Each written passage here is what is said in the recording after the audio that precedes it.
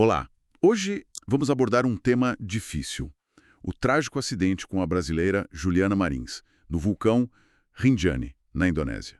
A gente vai mergulhar numa história que tocou muita gente, né? Uma jovem brasileira, 26 anos, publicitária, que perdeu a vida buscando o sonho de conhecer o mundo. Exato. Sim, um evento lamentável que levantou muitas questões. Exato. A ideia aqui é analisar o que aconteceu, com base nas informações que temos, e olhar mais a fundo para a segurança, a infraestrutura ou a falta dela, né, lá no parque. Certo, entender a sequência dos fatos e as condições do local. Isso. Vamos lá. Tudo começou numa sexta-feira, dia 20, certo? A Juliana caiu uns 300 metros fora da trilha. Exatamente. E logo depois da queda, a situação já ficou muito confusa. Pois é, começaram a surgir notícias de resgate, mas a família desmentiu. Isso já indica, né, uma falha de comunicação, talvez de preparo inicial. Com certeza.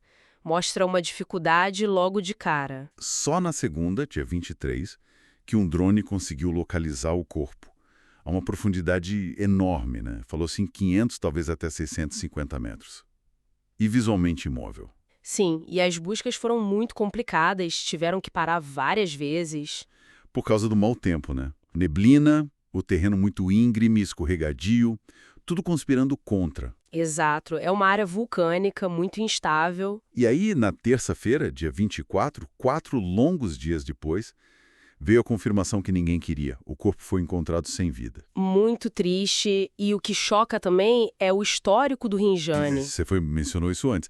As fontes falam em 8 mortes e 180 acidentes só nos últimos 5 anos. Isso é... É um número alarmante, leva a gente a pensar como é que é a estrutura de apoio lá.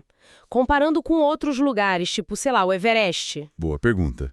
Começa a comparação. Olha, a diferença é gritante. No Rinjani, a infraestrutura é bem básica. Acampamentos simples, sem estruturas fixas, sem comunicação confiável. É rudimentar. Já no Everest, apesar de todos os perigos, você tem campos base avançados, clínicas, oxigênio, suporte logístico de empresas. É outro mundo. Entendi. No Rinjani, então, a coisa depende mais dos guias locais, carregadores. Exatamente. A logística é muito mais limitada e isso impacta diretamente o resgate. O resgate no Rinjani é quase sempre manual. São os guias, o pessoal do parque, eles que têm que ir lá buscar a pessoa. E isso leva tempo. Quanto tempo em média? As fontes falam de 6 a 12 horas, em média, só para a equipe chegar na vítima. É uma janela de tempo crucial, né? E helicóptero?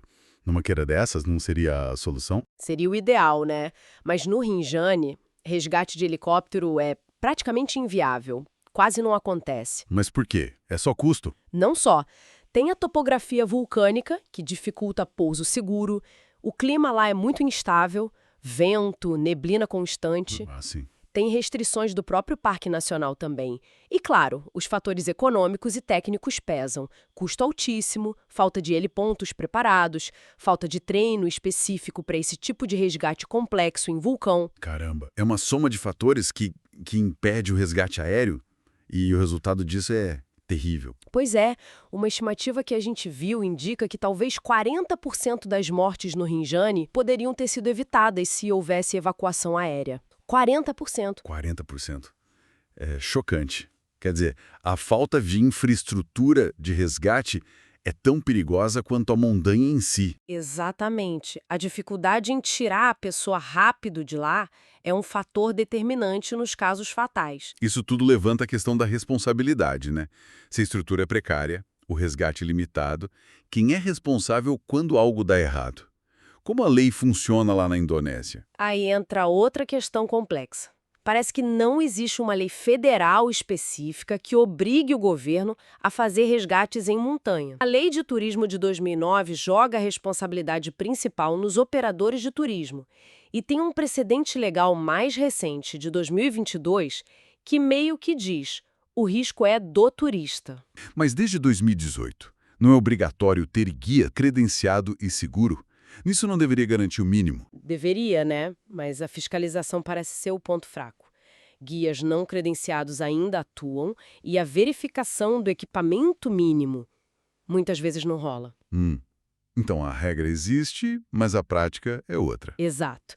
E não tem um corpo de bombeiros ou socorristas especializados só para montanha, como em outros países. Quem faz o resgate são os guias, o pessoal do parque, a Agência Regional de Desastres. E os custos vão para o turista ou para o seguro dele. Entendi. E comparando com o Nepal, com o Everest, como você mencionou antes. No Nepal, a coisa mais estruturada. Tem lei específica, um órgão que centraliza, grana que vem das permissões para financiar resgates, regras mais apertadas. Ah, então existe um sistema? Sim, um sistema que, claro, tem suas falhas, superlotação e tal, mas que pelo menos tentou organizar a gestão do risco. Na Indonésia, a impressão que fica, segundo uma análise, é que eles meio que terceirizam o perigo. Terceirizam o perigo. É uma expressão forte. O que isso significa na prática? Significa que, embora o Everest seja objetivamente uma montanha muito mais perigosa, o risco relativo por visitante e principalmente o número de mortes que poderiam ser evitadas acaba sendo maior no Rinjani, justamente por essas falhas de estrutura, de resgate, de fiscalização. A família já declarou que acredita que houve negligência e que vai buscar justiça. Então, recapitulando, a gente viu a sequência trágica do acidente da Juliana, que foi sim agravada pela dificuldade do terreno, mas que foi amplificado por essas lacunas sérias na infraestrutura de resgate, na falta de lei específica clara e na fiscalização que parece falha lá no Rinjani. Exatamente. São muitos fatores interligados que contribuíram para esse desfecho. Fica então uma reflexão final, né? Qual deveria ser o papel das grandes plataformas de turismo, das agências internacionais? Elas deveriam ser mais transparentes sobre os perigos reais que existem, para além só de mostrar a beleza do lugar? Uma excelente questão para se pensar. Qual o nível de responsabilidade na informação que é passada ao turista? Essa vontade de explorar, essa coragem, ela merece ser amparada por sistemas que coloquem a vida sempre em primeiro lugar. Uma lição dura e triste que fica desse caso.